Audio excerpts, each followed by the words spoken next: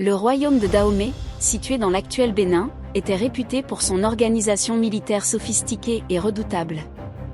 Fondé au début du XVIIe siècle, le Dahomey a rapidement émergé comme une puissance régionale, principalement grâce à son armée disciplinée et bien organisée.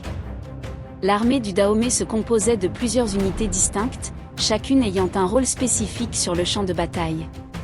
La structure de l'armée était divisée en une armée permanente et une armée provisoire, mobilisée uniquement en temps de guerre. Selon le géographe et explorateur français Édouard Foat, l'armée dahomienne se divise en deux catégories bien distinctes, l'élément permanent et l'élément provisoire.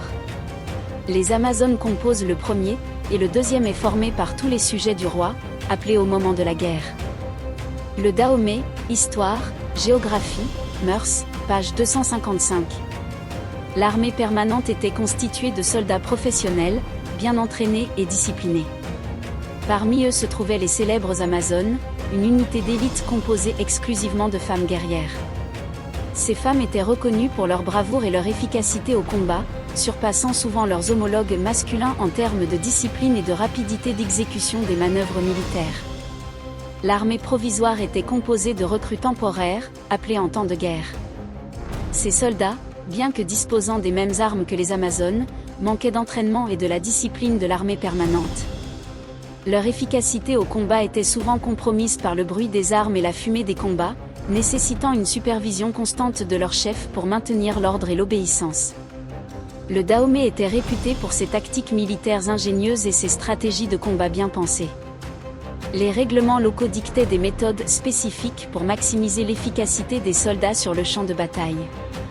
Les soldats dahoméens étaient entraînés à tirer en alternance pour maintenir un feu continu contre l'ennemi.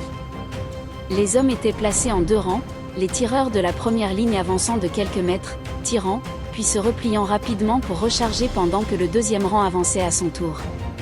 Cette technique permettait de maintenir une pression constante sur l'ennemi.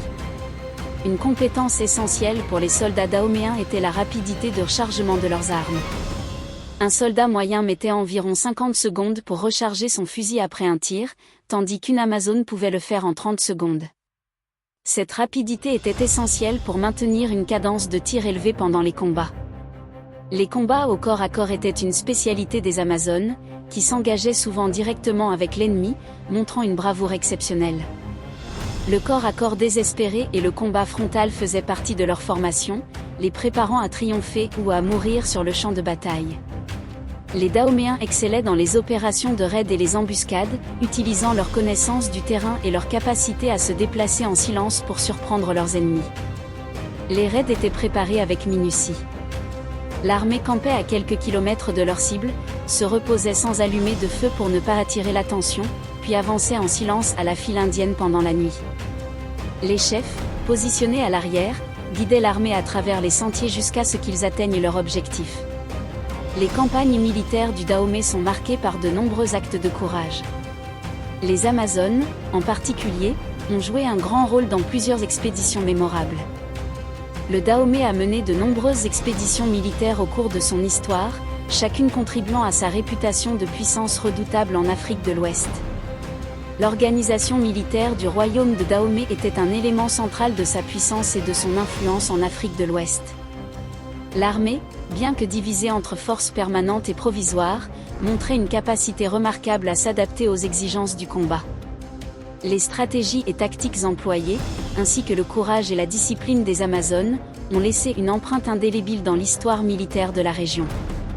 Bien que le royaume ait fini par décliner face à des puissances plus grandes et mieux équipées, son héritage militaire reste un témoignage de l'ingéniosité et de la bravoure des guerriers dahoméens.